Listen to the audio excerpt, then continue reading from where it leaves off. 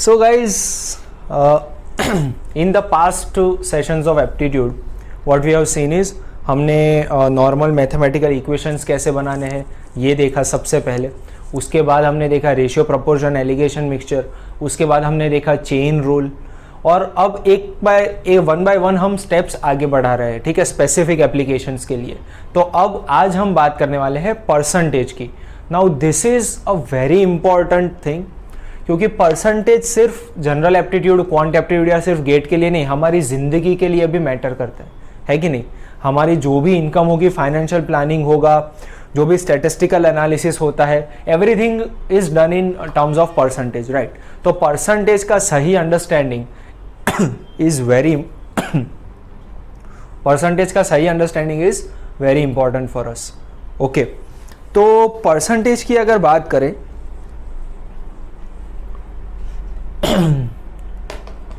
only one question matters whenever we talk about problems on percentage। कोई भी real world problem on percentage, मेरा calculation सही होगा या गलत होगा, ये सिर्फ एक चीज़ पे डिपेंड करता है। कौन सी चीज़ पे? मैंने 100% किसको लिया है, मेरा 100% होल थिंग कौन सी क्वांटिटी है। अगर वो सही हुआ तो सब कुछ सही होगा, ठीक है। सो परसेंटेज में हमेशा याद रखना, इसको नोट डाउन करके रखिए।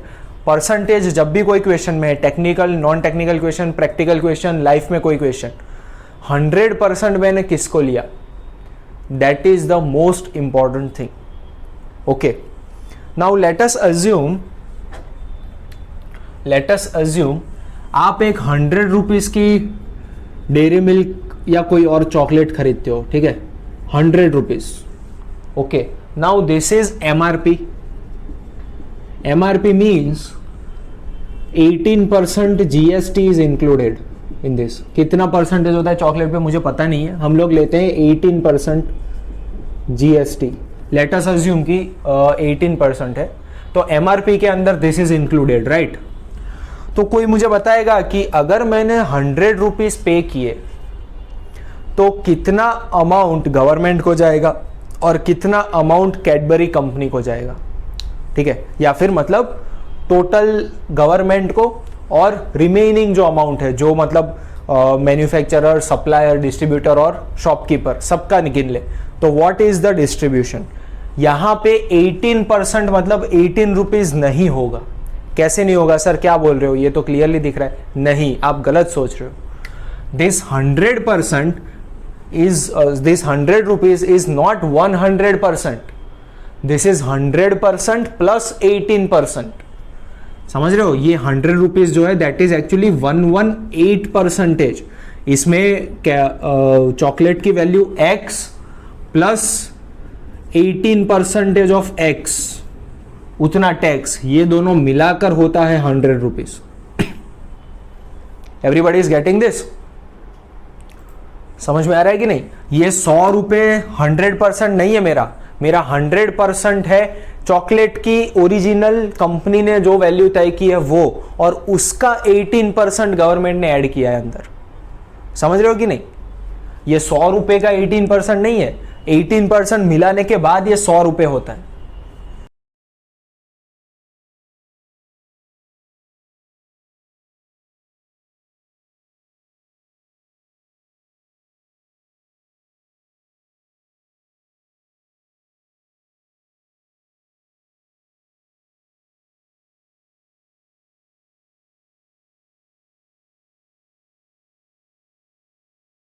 ओके, तो समझ में आई बात। 100 रुपये को हमने 100% लिया तो हमने गलती कर दी। तो हमेशा परसेंटेज में एक ही चीज पे ध्यान रखना है गाइस, मेरा 100% क्या है। ये क्वेश्चन में किसके परसेंटेज ले रहे हैं हम लोग। यहां पे देखो 18% जीएसटी किस पे है, ये वैल्यू पे, इसका 18%, यानी कि इसका 18%, उतना ऐड करके टोटल 100 रुपीज एमआरपी हो रही है, राइट। ये जीएसटी या जो भी टैक्स है, ड्यूटीज है, डिस्काउंट है, कुछ भी अगर हम परसेंटेज में गिनेंगे, किस चीज पे गिनेंगे, ओरिजिनल वैल्यू के ऊपर वो टैक्स, और वो टैक्स मिलाने के बाद total 100 rupees. Okay, so this is, इसका 18% ये नहीं है, कुछ वैल्यू है जिसका 18% कुछ टैक्स है और दोनों को मिलाकर 100 रुपए हो रहे हैं। ऑलराइट, क्वेश्चन नंबर 1 जो है ना गाइस, वो नंबर्स में जो करते थे वही चीज करनी है परसेंटेज के साथ। Okay, 65% of a number is 21 less than 4/5 of that number. Chapter 1 में हमने जो किया था वही करना है। 65% of a number is 21 less than 4/5 of the number। Equation बनाइए।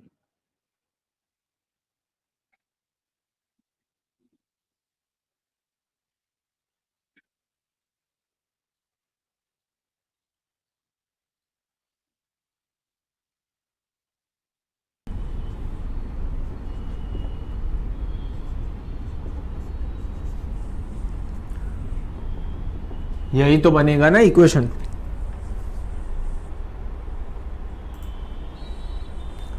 Sixty 65% of a number is यानी हमारा इक्वल टू, याद है chapter 1, is 21 less than 4/5 of the number. 65% of a number is 21 less than 4/5 of the number. So what do we get the value of x? X equals to 140. Similar type of question, लेकिन दो equation है। Difference of two numbers is 1660। x minus Y equal to 1660 हो गया। 7.5% of one number is 12.5% of the other number. तो ये दूसरा equation है। दोनों इक्वेशन फॉर्म करके बताइए।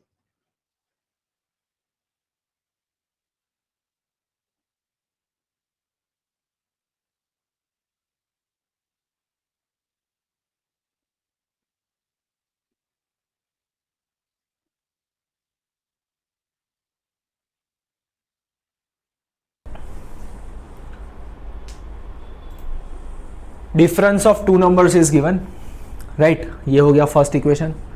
7.5% of one number is equal to 12.5% of the other number. तो सर ये कैसे पता चला? इधर y नहीं लेंगे, इधर x लेंगे, क्योंकि यहां पे देखो x y से बड़ा है ऐसा हमने अज्यूम किया है ना। x minus Y is 1660, that means x is the larger number. तो लार्जर नंबर का कम परसेंटेज होना चाहिए ना दूसरे नंबर के ज्यादा परसेंटेज से इक्वल। जाहिर सी बात है 1000 का 10% will be equal to what? 20% of 500, right. समझ में आ रहा है कि नहीं? लार्जर नंबर जो है उसका कम परसेंटेज दूसरे के इक्वल होगा। So what are you getting by solving these two equations? What are you getting?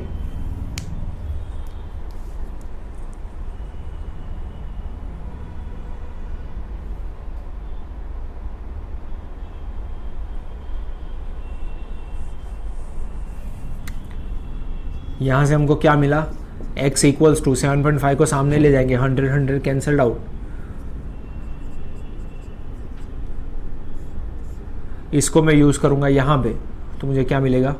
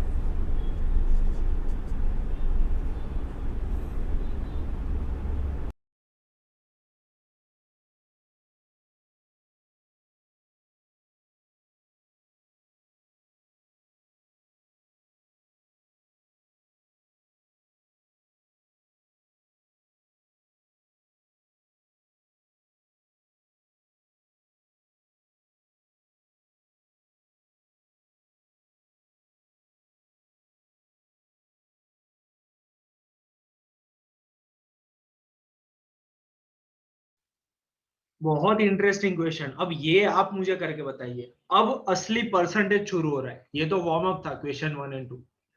N inspector rejects 0.08% of the items as defective.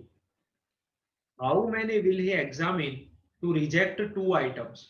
एक इंस्पेक्टर जो है वो 0.08% आइटम को डिफेक्टिव डिक्लेयर कर रहा है, अपने टोटल जितने भी आइटम एग्जामिन करेगा उसमें से 0.08%।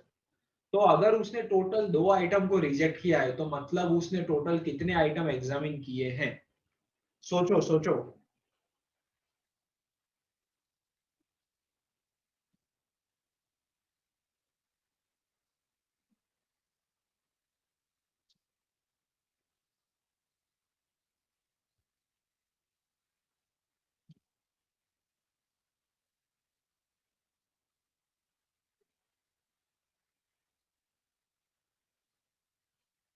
देखिए रिजेक्शन रेट क्या है 0.08%, और ये 0.08% रिजेक्ट हुई जो आइटम है वो है टोटल 2 आइटम्स। तो सिंपल सी बात है 100% कितना होगा वो हमें ढूंढना है, समझ रहे हो? वो रिजेक्ट करता है 0.08% आइटम्स और उसने टोटल 2 आइटम रिजेक्ट करिए, मतलब टोटल लॉट में से 0.08% ये 2 आइटम्स है, तो टोटल लॉट कितने का होगा? Alright, so that is very simple, percentage में है ये, हमेशा उतना ध्यान रखिए कि ये परसेंटेज में है। ऑलराइट, तो अगर 0.08% इज 2 आइटम्स तो 100% यानी कितने आइटम हो गए? समझ में आया? बहुत आसान हो गया ये।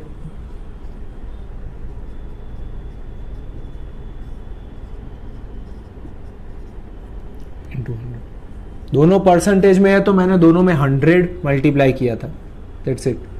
What is the answer?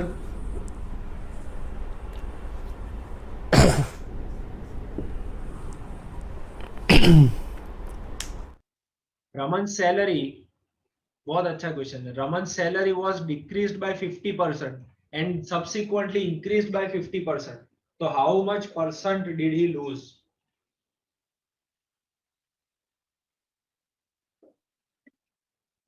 Raman की सैलरी पहले 50% डिक्रीज कर दी गई, उसके बाद 50% इंक्रीज कर दी गई, तो उसको कितना परसेंटेज लॉस हुआ overall?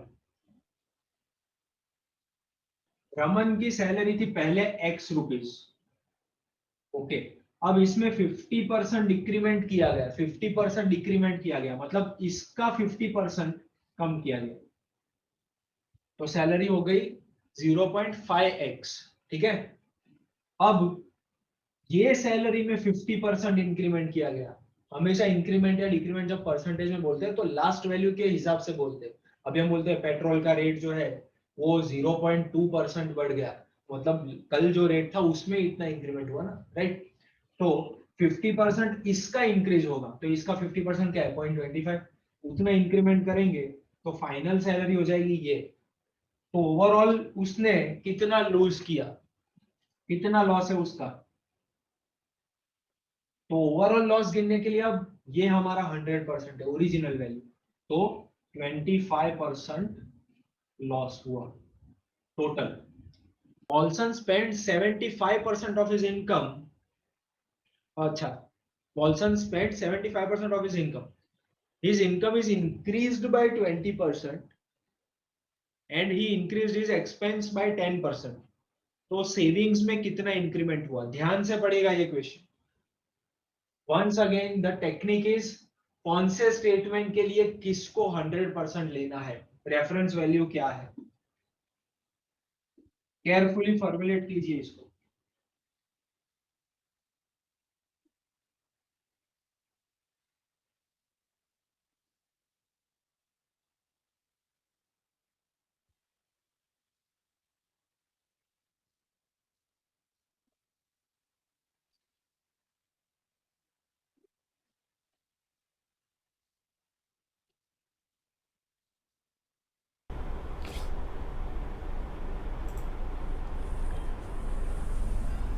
Income, expenditure and savings. ठीक है, इनकम, एक्सपेंडिचर एंड सेविंग्स, अगर ये 3 की बात करें, हमको क्या बोला गया है?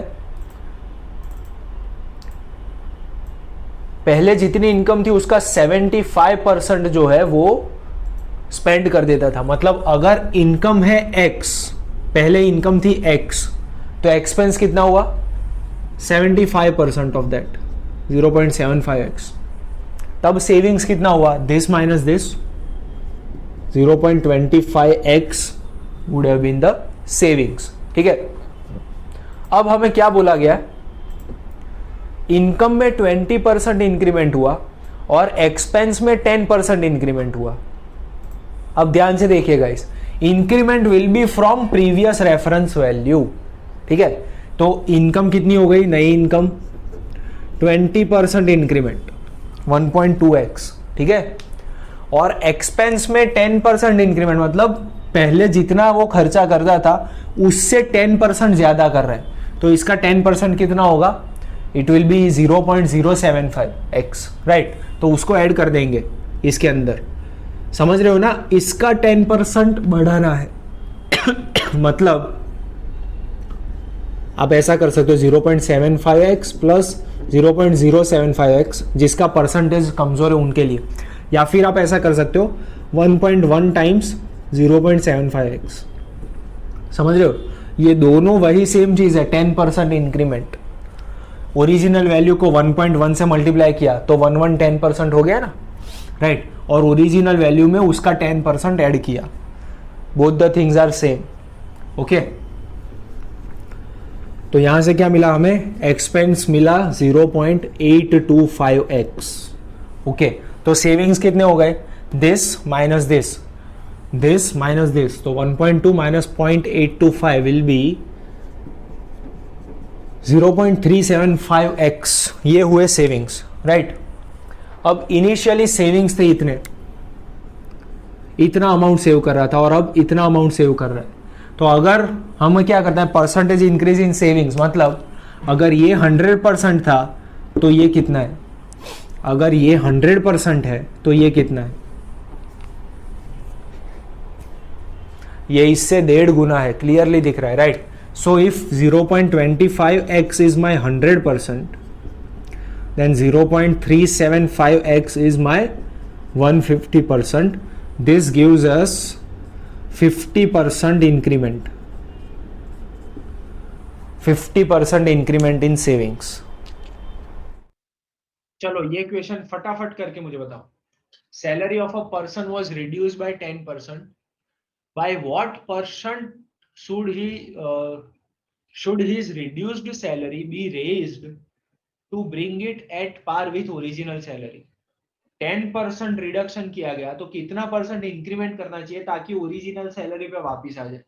डोंट टेल मी 10%, हमने देख लिया ऑलरेडी कि 50 घटाएंगे और 50 बढ़ाएंगे तो सेम नहीं होता है हमेशा, राइट, क्योंकि पिछली बारी का जो डिजिट था उसमें इतना परसेंट कम या बढ़ा रहे हैं।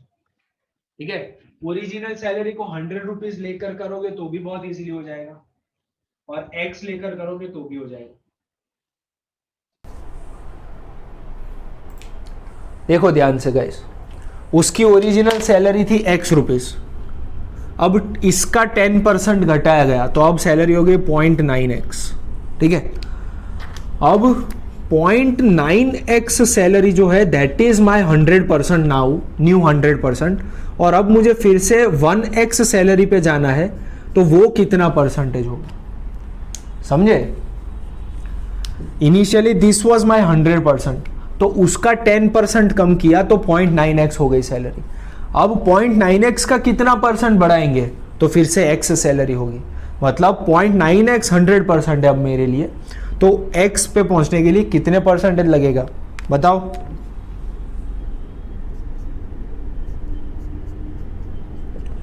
वन 1.1111%, so that means 11.1111% का इंक्रीमेंट।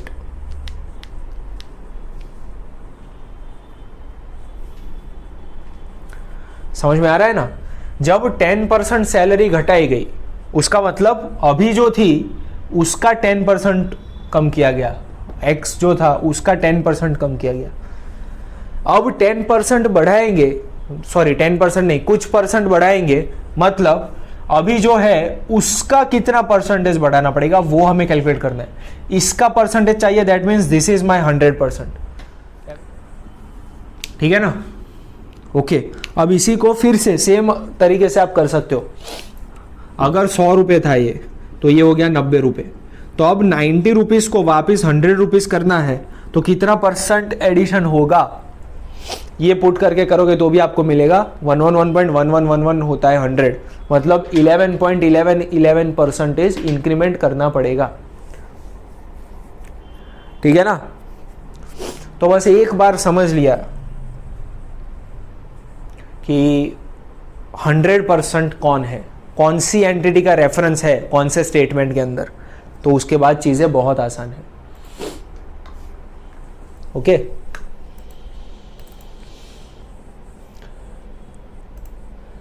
एलिगेशन मिक्सचर इसमें मिक्स किया गया परसेंटेज के साथ। ठीक है, तो देखो how many KG of pure salt must be added to 30 KG of 2% solution of salt and water to increase it to a 10% solution। Sir क्या बोल दिया ये केमिस्ट्री में करते थे हम लोग। 2% solution of salt and water है, मतलब अभी हमारे पास जो सॉल्यूशन है उसमें 2% सॉल्ट है, 98% वाटर है। ओके, और वो टोटल 30 केजी है। 100% इज आवर 30 केजी। ठीक है, पूरा सॉल्यूशन मिलाकर 30 केजी का है। तो अब सॉल्ट और वाटर का रेशियो 10% करना है हमको, तो कितना केजी सॉल्ट ऐड करना पड़ेगा। इतना मैं आराम से लिख सकता हूं। 2% सॉल्यूशन का मतलब क्या होता है, टोटल जितना केजी है उसका 2% सॉल्ट है एंड 98% वाटर है। ये क्लियर है ना सबके लिए। 2% सॉल्यूशन का मतलब होता है टोटल में से 2% सॉल्ट, 98% वाटर। तो अगर टोटल सॉल्यूशन हमको बताया गया है कि 30 केजी है, तो सॉल्ट कितना हो जाएगा उसका 2%, 30 केजी का 2%, दैट विल बी 600 ग्राम। ठीक है, तो अब क्या बोला है, salt upon total was how much, 2/100। यही तो है ये हम करते थे एलिगेशन मिक्सचर में, याद है कि नहीं। Salt upon total is 2/100। ठीक है, नाउ एस हो गया 0.6 kg, दिस इज एस,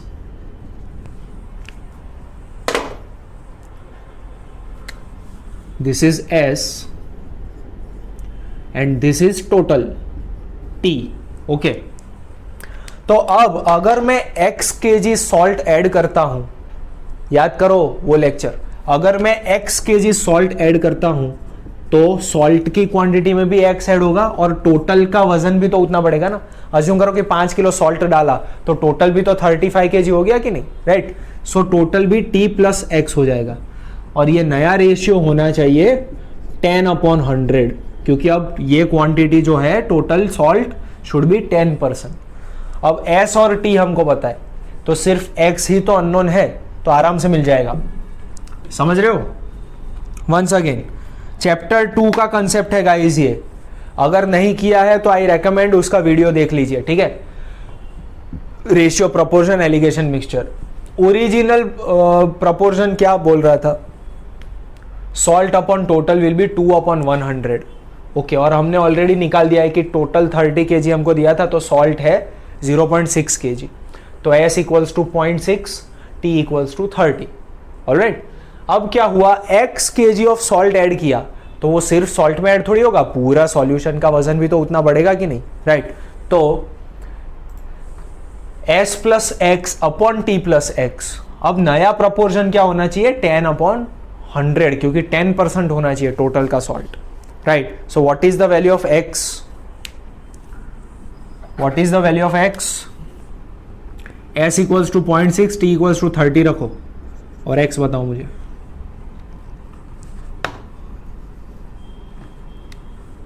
1/10,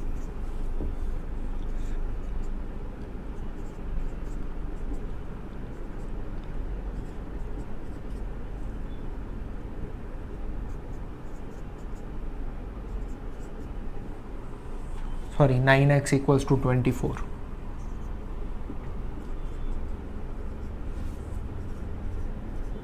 समझ में आ रहा है ये।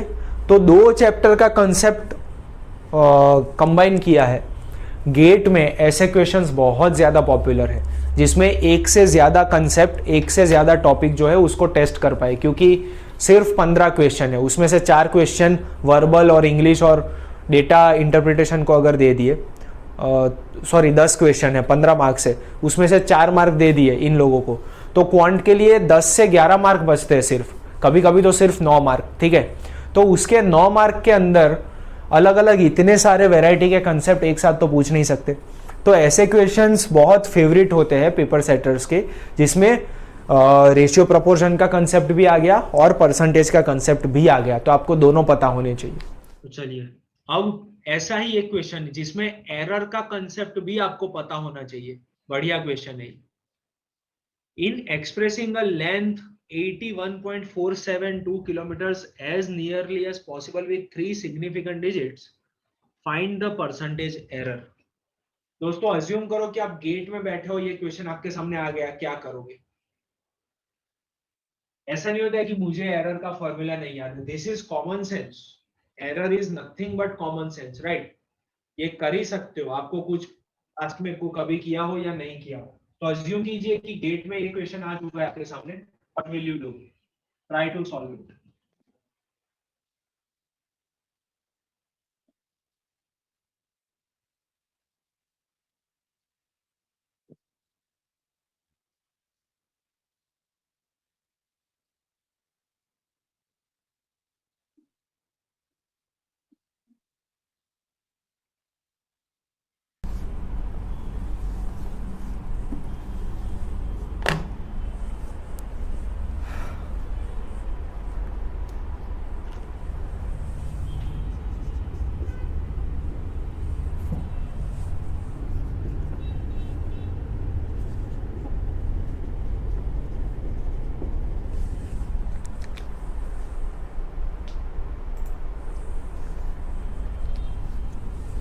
ये लेंथ है 81.472 किलोमीटर्स।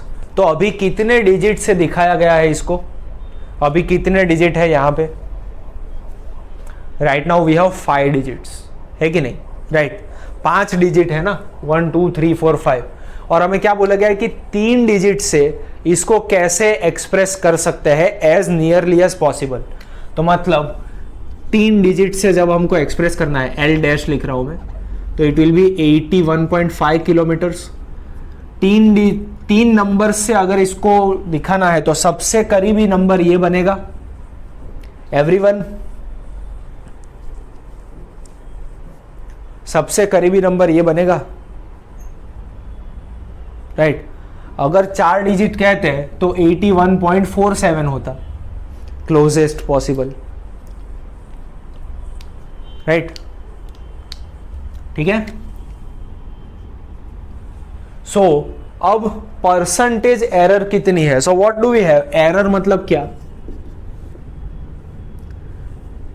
पॉजिटिव या नेगेटिव एरर पूछा नहीं हमको, तो directly we can say error मतलब original value minus final value का मोड। ओके, पॉजिटिव या नेगेटिव पूछा होता तो ये मोड नहीं करते, प्लस या माइनस में आंसर लिखते। लेकिन अभी एरर क्या हो जाएगी? दिस माइनस दिस या फिर दिस माइनस दिस, जो भी हायर है उसमें से लोअर को माइनस करो, तो क्या मिला?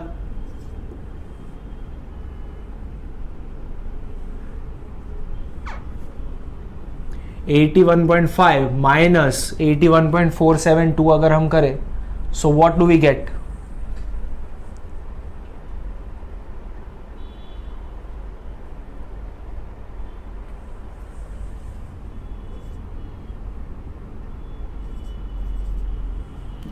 ठीक है, 0.00034 है ना। तो अब percentage relative error will be multiply this by 100, that will be 0.034 percentage में कन्वर्ट करना मीन्स मल्टीप्लाई बाय 100, ये तो बताइए हमको, राइट।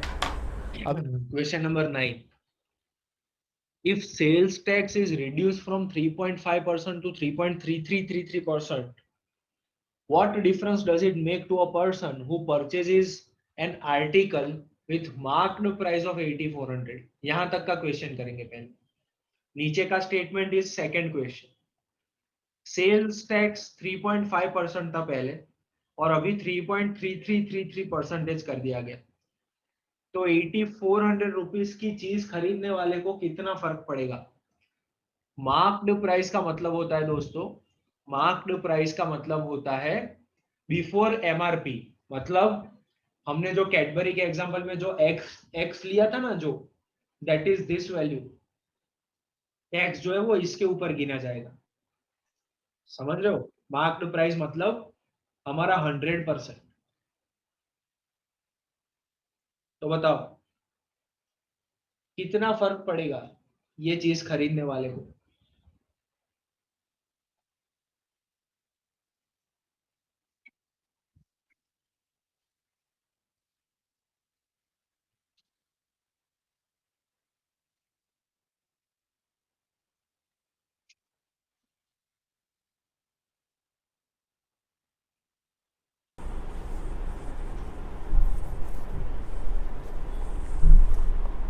सिंपल है यार, ये तो मार्क्ड प्राइस 8400 रुपीज है, तो पहले सेल्स टैक्स कितना था इसका? 3.5%, इसका 3.5% था। मार्क्ड प्राइस के ऊपर टैक्स गिना जाता है। अब सेल्स टैक्स कर दिया गया 3.333333333333, ठीक है? तो इसका ही 3.333333% करे तो क्या मिलेगा? इसको जितना ज्यादा ले जाओगे उतना आपको 280 के करीब का आंसर मिलेगा। ओके, अगर 3.333 की जगह आप 10/3 लिख दो directly, you will get exactly 280। Okay, जितने ज्यादा डिजिट लोगे तो 279.999 मिलेगा आपको, ठीक है? सो दैट मीन्स ये पर्सन को कितना फर्क पड़ा गाइस? सेल्स टैक्स कम होने की वजह से उसको 14 रुपीज का फर्क पड़ा। एवरीवन, 14 रुपीज का सेविंग्स हुआ उसको। ओके, इसके तो 8400 ही दिए उसने, वो टैक्स के पहले का अमाउंट है, वो तो जितना कंपनी ने डिसाइड किया था वो तो देना ही है उसको। टैक्स 294 की जगह 280 देना पड़ा। Everyone got this? सिंपल है। अब क्या बोला है कहानी में twist, what will be the difference if MRP was 8400? Marked price नहीं, एमआरपी 8400 है।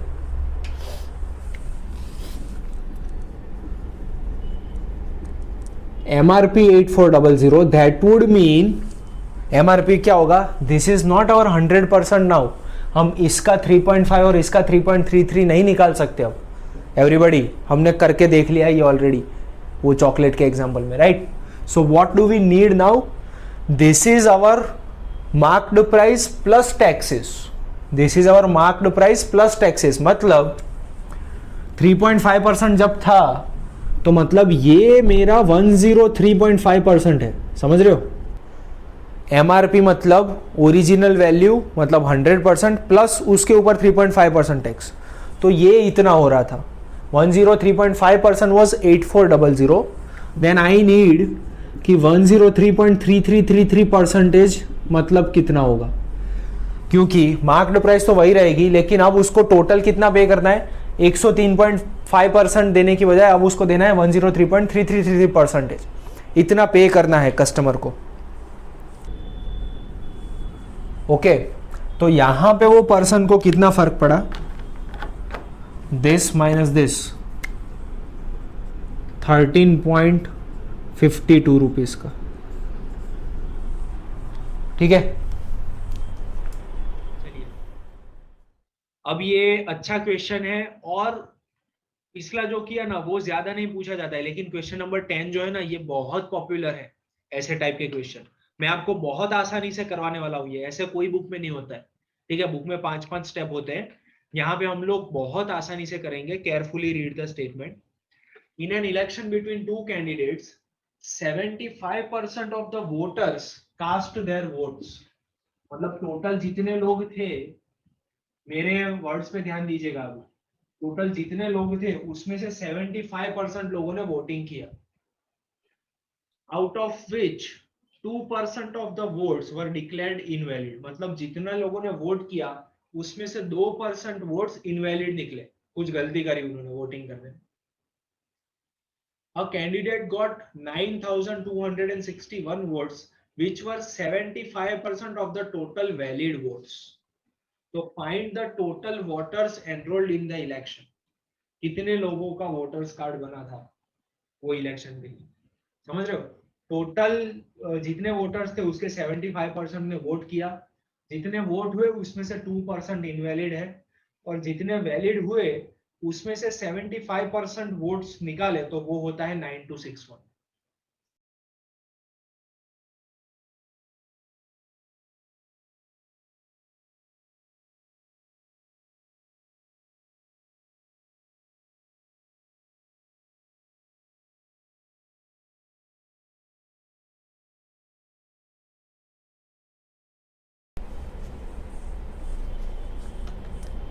ओके, सो अब ध्यान से देखिएगा, इस एक ही सेंटेंस में क्वेश्चन खत्म। टोटल एक्स वोटर्स थे, टोटल एक्स वोटर्स थे। अब वोटिंग कितने लोगों ने किया? अगर टोटल एक्स वोटर्स थे उसके 75% ने वोटिंग किया, ठीक है, इतने लोगों ने वोटिंग किया, 0.75x, ठीक है। अब जितने लोगों ने वोट डाले उसमें से 2% इनवैलिड है, तो वैलिड कितने हुए? 98%, मतलब इसके 98%, इसका 0.98, ठीक है। ये 75 में से 2% नहीं निकाल सकते, 75 में से 2% निकाल के 73% नहीं कर सकते। टोटल जितने हैं 0.75, अब वो हमारा 100% है, उसका 98% करना है, ठीक है। तो ये हो गए टोटल वैलिड वोट्स। अब टोटल वैलिड वोट्स के 75% वोट एक कैंडिडेट को मिले, और वो है 9,261 वोट्स। काम खत्म, एक्स की वैल्यू निकाल दो। ओके, वंस अगेन मैं रिपीट कर रहा हूं, टोटल 100 वॉज एक्स, तो उस टाइम पे हमें पूछा गया कि 75 कितना होगा, तो वो हुआ 0.75x, ठीक है। ये हो गए वैलिड वोटर्स, सॉरी, ये हो गए जितने लोगों ने वोट डाला, वोट कास्ट किया, 75% वोटर। अब 70.75x जो है ये हो गया हमारा 100%, ये है हमारा 100%। तो अब इसके 2% इनवैलिड हुए, मतलब 98% वैलिड कितना हो जाएगा?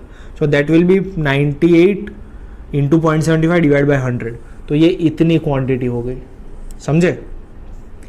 तो इतने हो गए वैलिड वोट्स। अब वैलिड वोट्स जो हुए उसका भी 75% ये इतना होता है जो एक कैंडिडेट को मिले हैं वोट्स, समझे? तो टोटल कितने वोटर्स थे ये हमको ढूंढना है। प्रोसेस करो ये जो मैंने बताया।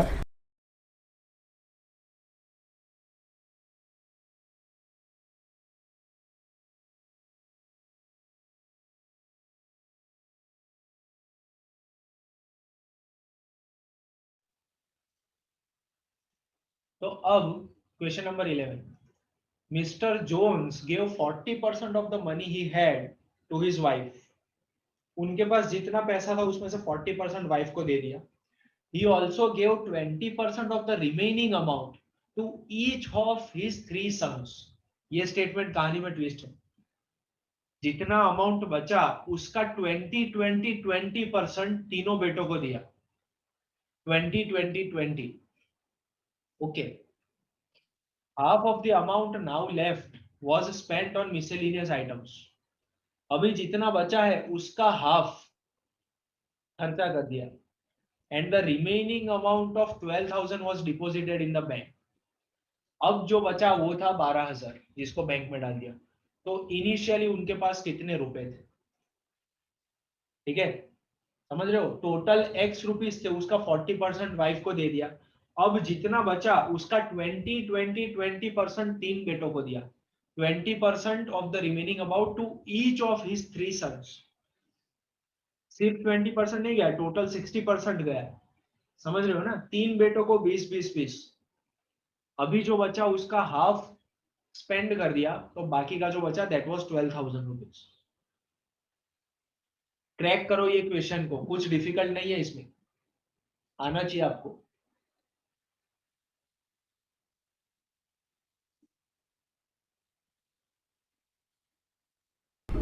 मिस्टर जोन्स के पास इनिशियली एक्स अमाउंट था, तो वाइफ को कितना दिया? 40% ऑफ दैट, तो 0.4x दे दिया। ठीक है, तो अब कितना बचा है? अब उनके पास है 0.6x। इसमें से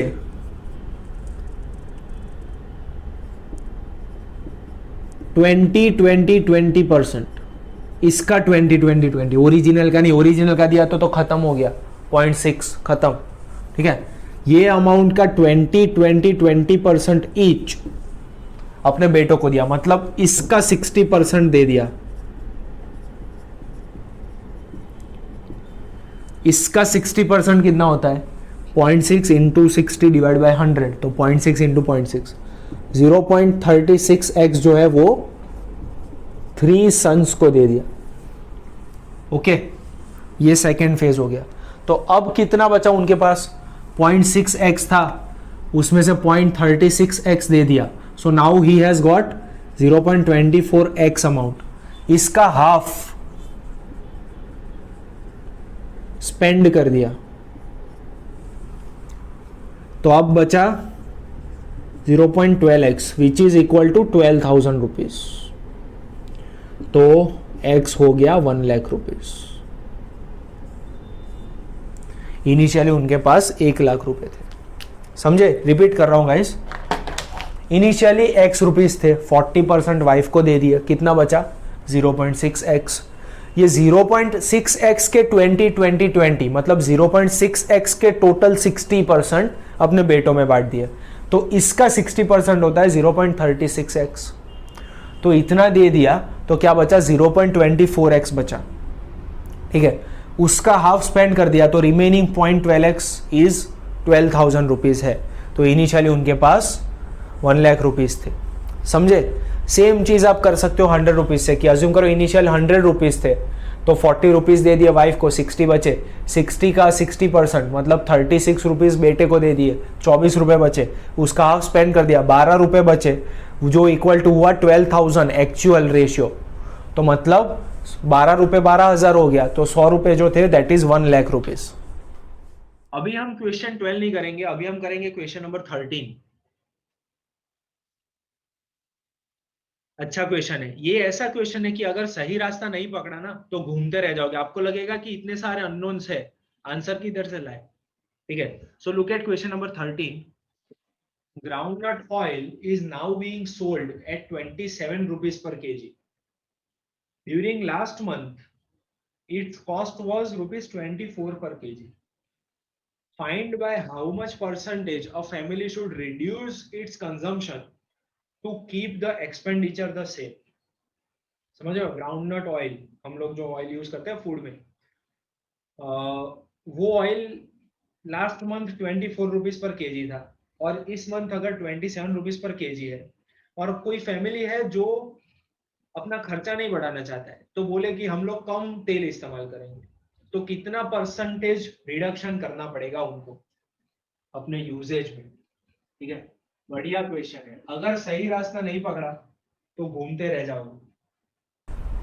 कैलकुलेट करके देखना पड़ेगा। अज्यूम करो कि लास्ट मंथ वो फैमिली ने x kg groundnut oil consume किया,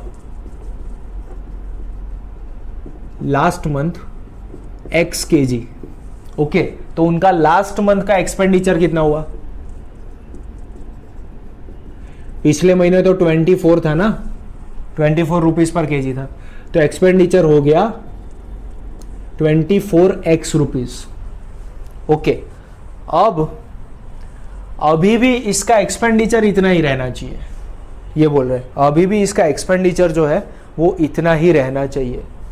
ठीक है, तो अब ये महीने के लिए अज्यूम करते हैं हम लोग कि उन्होंने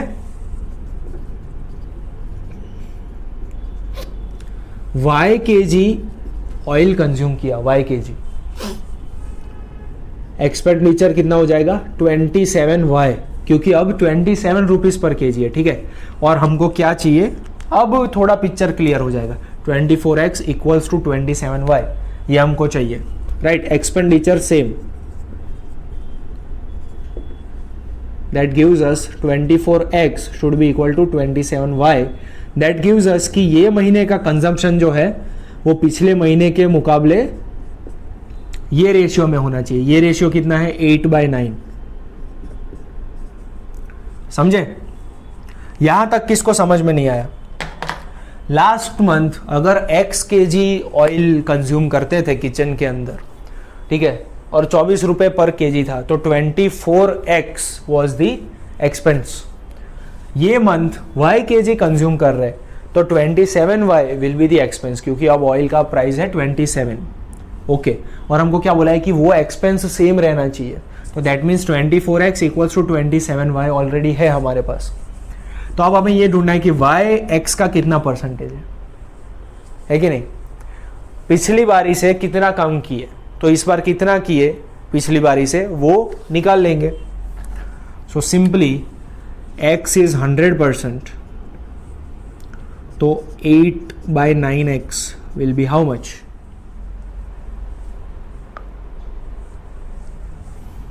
88.88888888%, ठीक है। तो कितना रिडक्शन हुआ, दिस माइनस दिस करो, रिडक्शन कितना हुआ, यूजेज में कितना रिडक्शन करना है, 11.111111%। थोड़ा सा जल्दी करते हैं, 14, 15, 16 बहुत आसान है, जल्दी करो। Student x passes his examination with 515 marks, scoring 3% above the minimum, minimum मतलब कट ऑफ, कट ऑफ से 3% ज्यादा स्कोर करने पे उसको 515 मार्क मिले। अगर दूसरा स्टूडेंट 710 मार्क स्कोर करता है, तो कट ऑफ से कितना परसेंट ज्यादा स्कोर किया उसने?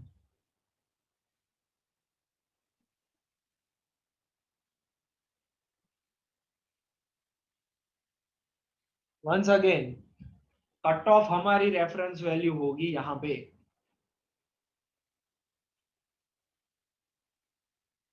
Total mark will not be our 100%, cut off will be our 100%, क्योंकि कट ऑफ से 3% ज्यादा बोला है, समझे?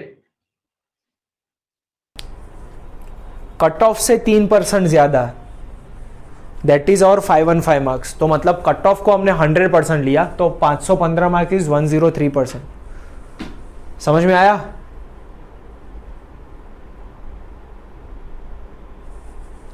तो कट ऑफ कितना हो गया, बहुत आसान है, कट ऑफ हो जाएगा आपका 500 मार्क्स मिलेगा। कैलकुलेट करके देखो, cut off will B 500 marks, ठीक है। अब हमको क्या बोला है कि 500 मार्क्स इज और 100%, यही है कट ऑफ, इसको ही रखा है। लेकिन अब अगर दूसरे बच्चे को 710 मार्क्स मिले, 710 मार्क्स मिले, तो वो कितना परसेंटेज हो गया? तो अगर ये 100 है तो ये कितना हो जाएगा, ये आना चाहिए 142%। तो कितना अबव कट ऑफ हुआ, 42% अबव कट ऑफ। समझे क्या? यहां पे कट ऑफ को 100% लेना था। कैसे पता चला? क्योंकि कट ऑफ के 3% ज्यादा 515 है, ऐसा दिया था। तो मतलब कट ऑफ 100% लेंगे तभी तो उसका 3% गिनेंगे ना। Everybody is getting this? मतलब कट ऑफ से 3% ज्यादा थे 515, दैट मीन्स 103% वॉज 515, तो कट ऑफ हो गया मेरा 500। Cut off 500, that is our 100%, तो कट ऑफ से कितना परसेंट ज्यादा है ये value, 42%। Preeti sells her goods 25% cheaper than Shweta and 25% dearer than Divya. Dearer मतलब costlier. ओके, तो दिव्या और श्वेता के जो गुड्स है उनका रेट कंपेयर करना है।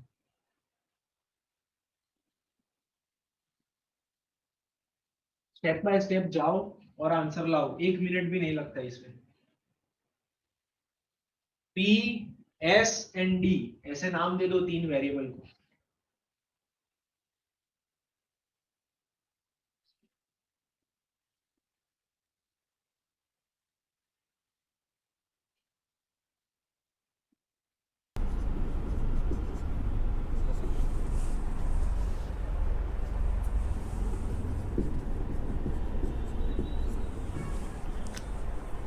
1 मिनट का क्वेश्चन है ये। प्रीति सेल्स 25% चीपर देन श्वेता, तो 0.75 टाइम्स श्वेता ने जो भी रेट रखा होगा अपने सामान का, ठीक है। And Preeti sells 25% costlier than Divya, तो हमें श्वेता और दिव्या का जो है वो कंपेयर करना है। तो S इक्वल्स टू कितना D, क्या मिल रहा है 1.25 डिवाइडेड बाय 0.75।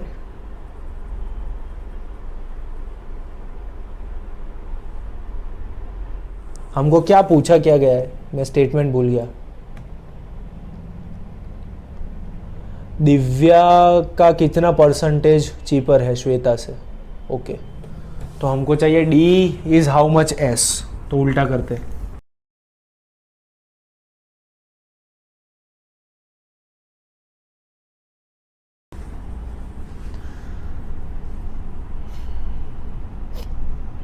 यस, तो that means 40% cheaper than Shweta, ठीक है ना, 40% cheaper than Shweta. In a medical certificate, by mistake, a candidate gave his height 25% more than normal. Normal मतलब actual height. Actual height से 25% ज्यादा बता दी उसने। तो इंटरव्यू पैनल में उसने बताया कि भाई मेरी एक्चुअल हाइट 5 फीट 5 इंचेस है। तो उसने जो हाइट बताई थी वहां से एक्चुअल पे वापस आना है, तो कितना परसेंटेज करेक्शन चाहिए।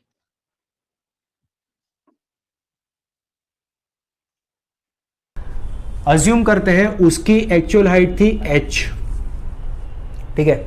अब उसने हाइट बताई कितनी h डैश, गलती से जो हाइट बताई वो कितनी थी 25% मोर देन एक्चुअल हाइट, समझे कि नहीं। तो अब अगर यहां से यहां पे वापस आना है तो क्या हुआ, this is my 100%। Now 1.25 h, अगर ये 100% है तो h कितना हो जाएगा, कैलकुलेट करो, आपको मिलेगा 80%। That means 20% reduction in the stated height. समझ रहे हो। फिर एक बार मैं जानबूझ के स्पीड बढ़ा रहा हूं बोलने की, ताकि आपका दिमाग इतनी स्पीड पे प्रोसेस करना चाहिए। मुझे पता है आपको लोड पड़ेगा, I want your brains to take that load, okay. देखिए ओरिजिनल हाइट थी h, उसमें 25% इंक्रीमेंट किया, तो मतलब स्टेटेड हाइट हो गई 1.25h। अब क्या बोला है कि स्टेटेड हाइट का कितना परसेंट रिडक्शन होना चाहिए, तो h पे वापस पहुंचेंगे, मतलब स्टेटेड हाइट विल बी 100%। तो ओरिजिनल हाइट कितनी हो जाएगी, क्रॉस प्रोडक्ट तो 80% मिलेगा आपको, ठीक है ना। तो मतलब 20% रिडक्शन करना पड़ेगा स्टेटेड हाइट में। इसमें 5 फुट 5 इंचेस दिया है, उससे कुछ फर्क नहीं पड़ता है, उसको देखने की भी जरूरत नहीं, ठीक है। अब क्वेश्चन नंबर 17, बढ़िया question. A trader purchased 180 bags of cement at 900 rupees per bag. He sold 70 bags at 20% profit and 50 bags at 6% loss. At what rate per bag should the remainder be sold so to gain 9% on the whole transaction? बहुत आसान है, क्योंकि ये language हमको समझ में आती है। प्रॉफिट लॉस ये सब हमने देखा हुआ है रियल वर्ल्ड में, हम ऑफर्स देखते हैं, सेल्स देखते हैं, ठीक है। तो देखो 900 रुपीज में 900 रुपीज पर बैग पे उसने 180 बैग्स खरीदे, तो हमको पता चल गया टोटल उसका कितना खर्चा हुआ। अब उसमें से 70 बैग्स उसने बेचे 20% प्रॉफिट पे, 50 बैग्स बेचे 6% लॉस पे। तो सिर्फ सभी चीजों का सही टोटल मारना है हमको, तो हमको पता चल जाएगा कि what we need to do. So let's make a table. आप खुद ट्राई कर सकते हो, ये करना ही चाहिए, ओके। ट्रेडर की total transaction value, total expenditure उसका कितना है, टोटल उसने खर्चा कितना किया 900 इंटू 180 कितना होता है मुझे बताओ।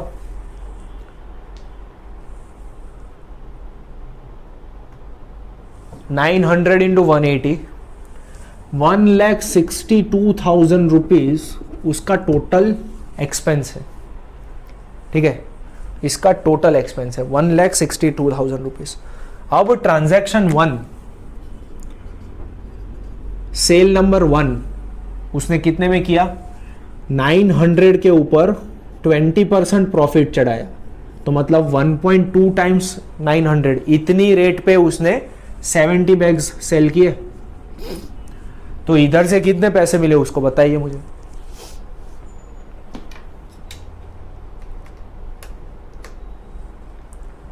कितने पैसे मिलेंगे यहां से,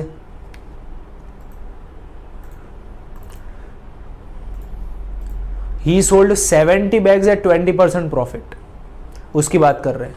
20% प्रॉफिट मतलब ये रेट में 20% ऐड करके 70 बैग्स, तो 75,600 रुपीज उसको यहां से मिले, ठीक है। अब ट्रांजैक्शन नंबर 2,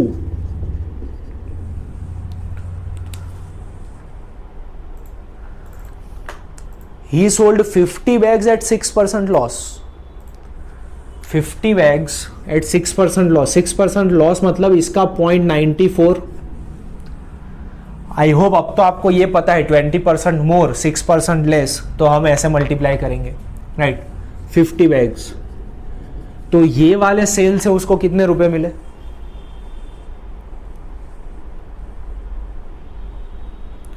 ₹42,300, ठीक है। तो अब दोस्तों पूरे सेल्स पे सारे 180 बैग्स बेचने पे उसको टोटल कितने रुपए मिलने चाहिए, तो भैया ये 1,62,000 जो है उस पे उसको चाहिए 9% बोला है ना हमको, कितना प्रॉफिट बोला है, 9% profit on the whole transaction, whole मतलब पूरे ट्रांजैक्शन पे। ये कितना हो रहा है,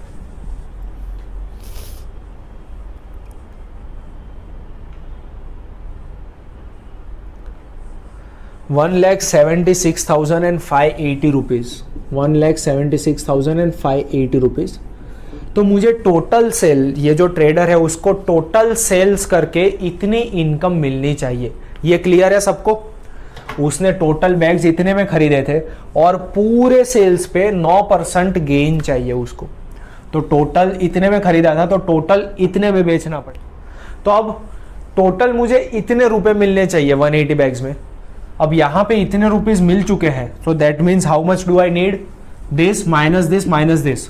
तो ट्रांजैक्शन 3 मतलब सेल नंबर 3 में मुझे कितने रुपए मिलने चाहिए मुझे बताओ, दिस माइनस दिस 2,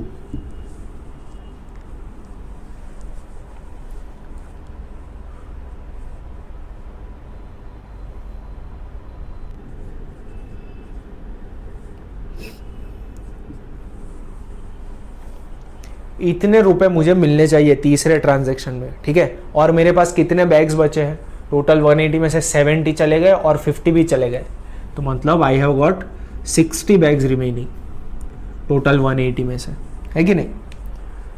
इसने इतने में टोटल खरीदा था, उसमें 9% प्रॉफिट चढ़ा के टोटल उसको इतना पैसा मिलना चाहिए।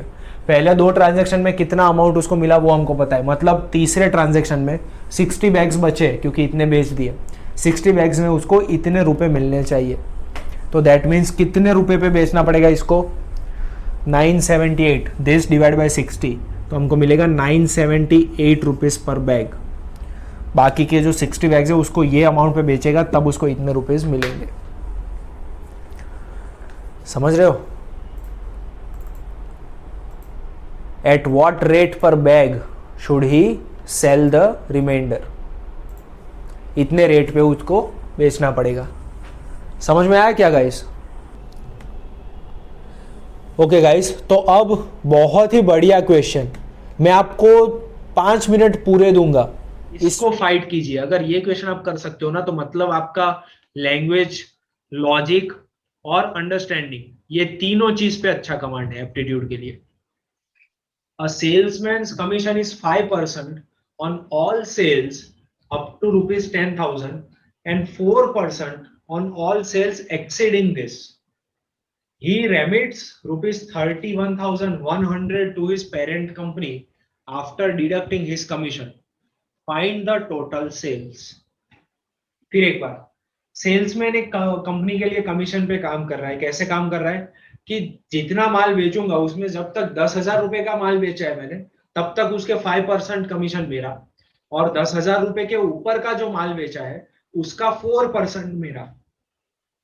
तो अपना 5% 10,000 तक और बाकी का 4% इतना कमीशन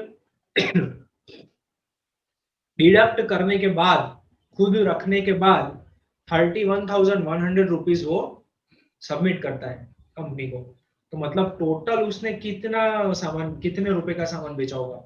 ऑब्वियस, जाहिर सी बात है, 31,100 प्लस अपना कमीशन, इतना उसने टोटल बेचा है.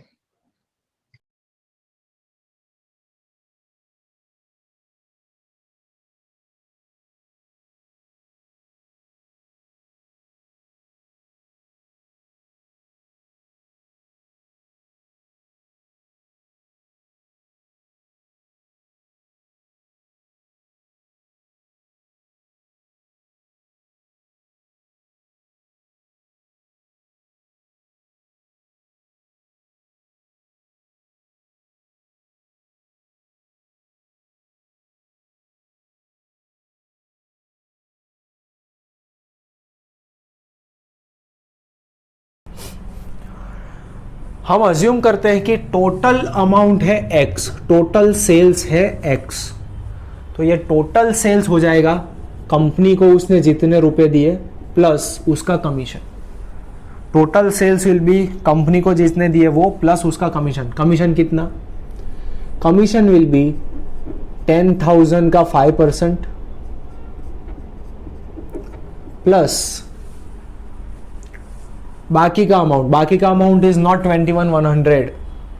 जितने लोगों ने ये लिया उनको 32,444 मिल रहा है शायद. बाकी का अमाउंट इज x माइनस 10,000.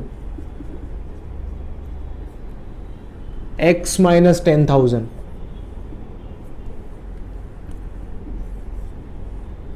इतने अमाउंट का 4%. समझे? इतना किया तो x मिल जाएगा हमको. Once again, total amount, total sales equals to company को जितना दिया उतना प्लस कमीशन. कमीशन कितना है? टोटल x अमाउंट का सेल्स किया उसमें से 10,000 रुपए का 5% और x माइनस 10,000 रुपए का 4%.